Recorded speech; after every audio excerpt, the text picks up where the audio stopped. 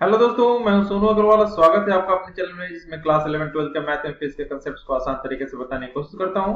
दोस्तों, इस वीडियो में हम लोग रिलेशन फंक्शन, जो कि क्लास 11 का सेकंड चैप्टर है मैथमेटिक्स का, इसका थर्ड एक्सरसाइज हम लोग करने वाले हैं और इसको शुरू करने वाले हैं दोस्तों। और इसको अच्छे से समझेंगे और आसानी से मैं बताने की कोशिश करूंगा। और इसको समझने से पहले दोस्तों, आपसे एक रिक्वेस्ट, अगर आपने सब्सक्राइब किया है मेरे चैनल को तो धन्यवाद, और अगर नहीं किया तो जरूर करें, अपने फ्रेंड्स में रेफर करें, बेल आइकन को क्लिक करें ताकि आपको मेरे नेक्स्ट वीडियो का नोटिफिकेशन मिल सके। दोस्तों, हम लोग स्टार्ट करते हैं। एक्चुअली दोस्तों, जो एक्सरसाइज 2.3 है, ये फंक्शन जो टॉपिक है उससे रिलेटेड है। और इसमें आपको फंक्शंस और रिलेशंस के बीच में डिफरेंस एंड कैसे डोमेन रेंज निकाला जाता है, इन सब चीजों के बारे में आपको ये टॉपिक, ये एक्सरसाइज कवर करता है। ऑब्वियसली फंक्शंस के बारे में आपने पढ़ रखा है, तो ऑब्वियसली ये एक्सरसाइज आपके लिए बहुत आसान होगा। और इसको हम लोग शुरू करते हैं। तो दोस्तों, 2.3 का फर्स्ट अगर क्वेश्चन देखा जाए तो जो मैंने बताया बस वही है कि which of the following relations are functions, मतलब you have to distinguish between relation and functions. तो आपको फंक्शंस के बारे में आपको जानकारी होनी चाहिए कि कैसे रिलेशंस को फंक्शंस कहा जाता है। ठीक है, तो उसमें मैं थोड़ा सा आपको हिंट दे दूं कि आपको मैं ये बता दूं कि all input must have output, all input must have output, must have output. तो ये अगर ऐसा कंडीशन रहता है तो ये आपको ऐसे रिलेशंस जिसमें सारे इनपुट के आउटपुट हैं, एग्जिस्ट करते हैं, वैसे रिलेशंस को हम लोग फंक्शंस बोलते हैं। सेकेंडली, आपको ये बताया गया था इसमें कि no to no single input, no single input have two different output, have two different output। मतलब एक इनपुट रहे और दो आउटपुट आ जाए, दो डिफरेंट आउटपुट आ जाए, ये पॉसिबल नहीं होना चाहिए। मतलब इनपुट अगर हम 1 डालें, इसका भी आउटपुट अगर 2 हो, और 1 डालें, इसका आउटपुट 5 आ, तो ऐसे रिलेशंस फंक्शंस में नहीं कहलाएंगे। ठीक है, ये such relations are not functions. And तीसरा जो था इसमें, जो आपको ध्यान देना था कि तीसरा जो ध्यान देना था उसमें ये कंडीशन था कि two different input can have, two different input can have same output, can have same output. ठीक है, मतलब -2 का भी अगर 4 आता है और 2 का भी 4 आता है, तो ये this is a function, this is a function. ठीक है, तो इन सब चीजों के बारे में आपने पढ़ा होगा जरूर, अगर इस एक्सरसाइज के और आपने अगर कदम रखा है तो ऑब्वियसली दोस्तों इसको ध्यान में रखेंगे, और इसको ध्यान में रखते हुए हम लोग क्वेश्चंस को सॉल्व करेंगे। तो जो पहला क्वेश्चन है दोस्तों, ये पहला है कि और obviously determine its domain and range, ये तो हम लोग आएंगे बाद में। पहले देखते हैं, जैसे 2 1 है, 5 1 है, मतलब 2 input 1 output, 5 input 1 output, 8 input 1 output, 11 input 1 output, 14 1, 17 1। Means पहला आपको जो ऑप्शन है, पहला जो क्वेश्चन है, इसमें आपको कह रहा है कि all different inputs, all are having same output, all are having same output, different inputs all are having same output, ये चलेगा, ये चलेगा। ठीक है, ये बिल्कुल फंक्शन होगा, क्योंकि different inputs but same output, ये आपका फंक्शन कहलाता है। तो पहला क्या है, पहला आपका फंक्शन होगा, यस, ट्रू। ठीक है, मैंने टिक मार्क कर दिया, मतलब आपको समझना है कि yes it is a function because different inputs same output, ये कंडीशन यहाँ पे लागू हो रहा है, थर्ड वाला, सेम आउटपुट। ये कौन सा लॉजिक लागू हो रहा है, थर्ड वाला। ठीक है, ओके। सेकंड कंडीशन क्या है कि 2 1, 2 से 1, 4 से 2, डिफरेंट, 6 से 3, 8 से 4, 10 से 5, 12 से 6, 14 से 7। यहाँ पे आप देखोगे सारे आउटपुट्स डिफरेंट है, सारे इनपुट्स डिफरेंट है, तो obviously second is a function, no problem. सारे इनपुट डिफरेंट है, सारे आउटपुट डिफरेंट है, different input leads to different output, no issue. Different input leads to different output, so obviously it is a function. And third की जो बात करें, third क्या है, 1 3, 1 इनपुट दे रहे हैं, आउटपुट 3, 1 इनपुट दे रहे हैं, output 5। same input but two different output. So obviously it is not a function, as single input different output, that is the condition number second. ये हो रहा है तो it is not a function. ठीक है, समझ में आ गया होगा आपको. ठीक है, जहां तक बात आएगी डोमेन और रेंज निकालने के लिए, तो आपको डोमेन का क्या डेफिनेशन था दोस्तों, उसको भी मैं डिस्कस कर देता हूं थोड़ा आंसर बताने से पहले.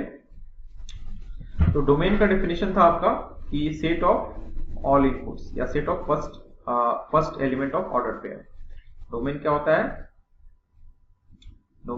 है, सेट ऑफ ऑल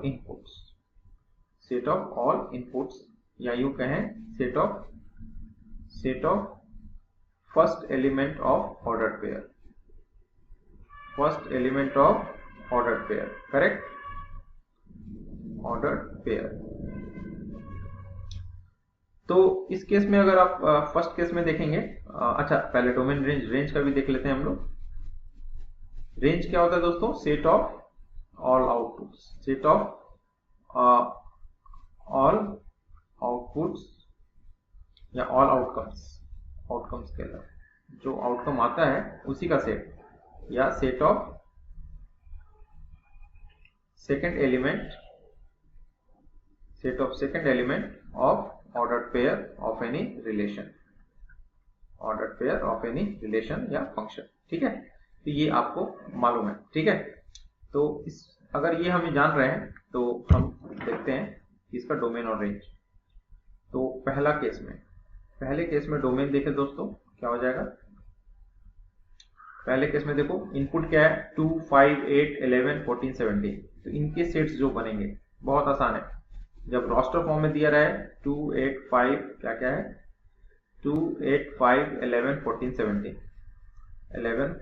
17. ये सारे डोमेन में हो जाएंगे. और रेंज क्या हो जाएगा दोस्तों, सारे का आउटपुट 1 ही है तो ऑब्वियसली रेंज हो जाएगा 1. ठीक. सेकंड में 2, 4, 6, 8, 10, 12, 14 इनपुट, तो डोमेन हो जाएगा, है ना, 2, 4, 6, 8 से 14. और रेंज हो जाएगा दोस्तों 1, 2, 3, 4, 5, 6, 7, 1 से लेकर 7.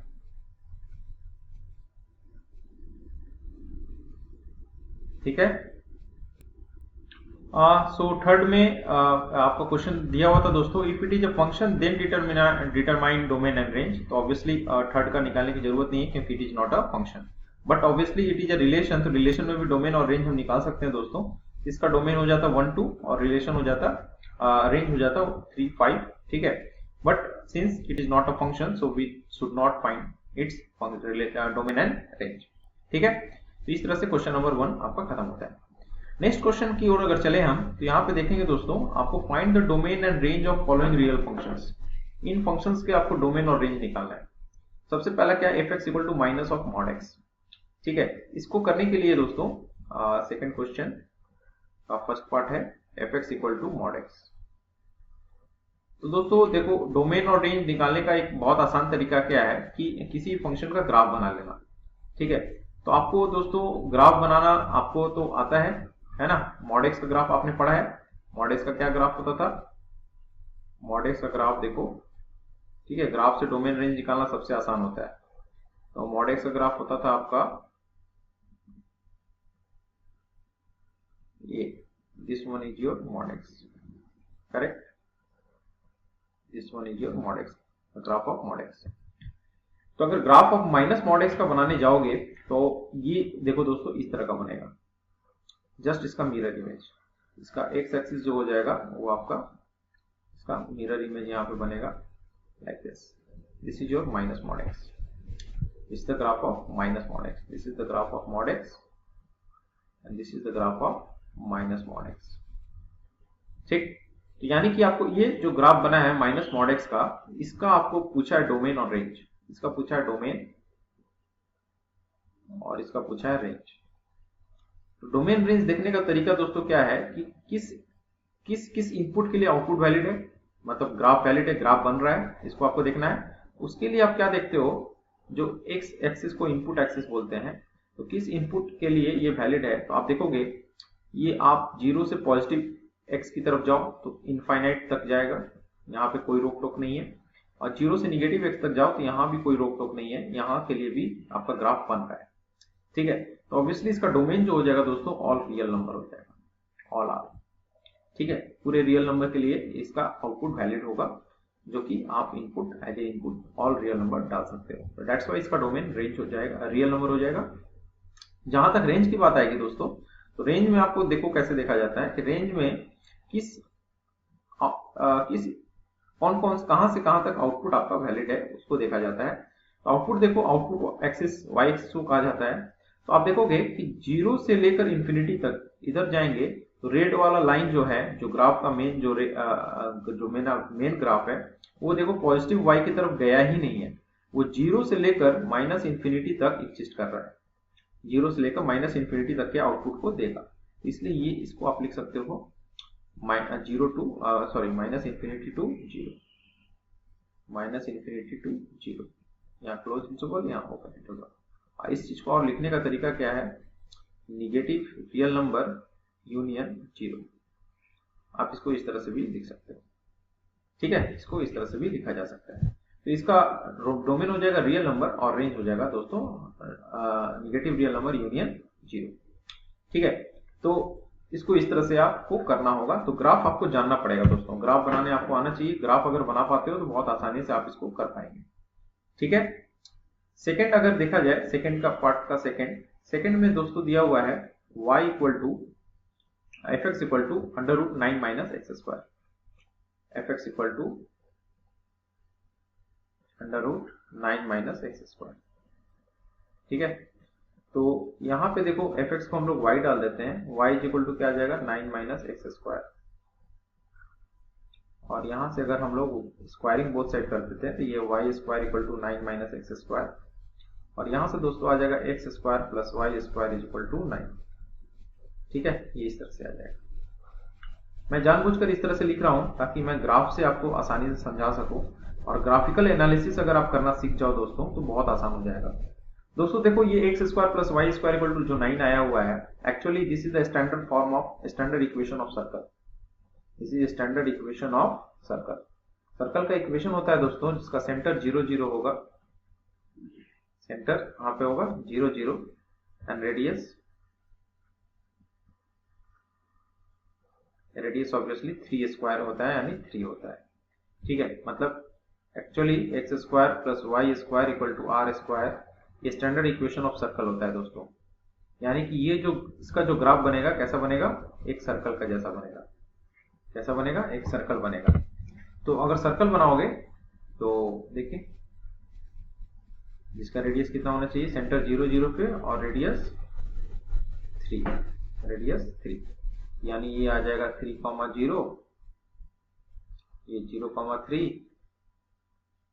ये हो जाएगा -3,0, और ये हो जाएगा 0,-3, 0,-3। ठीक है, तो इस तरह से हो जाएगा। ठीक है, तो यहां देखेंगे आप कि x में भी जब इनपुट की बात करेंगे यानी डोमेन की बात करेंगे, यहां पे देखिएगा तो ये देखो -3 इधर और 3, -3 के से लेफ्ट में कहीं नहीं गया है इनपुट, और -3 के बाद भी नहीं गया है, यानी डोमेन इसका दोस्तों हो जाएगा -3 से 3। ठीक है, आसानी से आप देखकर आप बता सकते हो। रेंज में भी अगर आप देखोगे, आउटपुट जो y एक्सिस है मेरा, वो 3 के ऊपर नहीं गया है और इधर -3 के नीचे नहीं गया है, यानी इसका रेंज भी -3 से 3 होगा।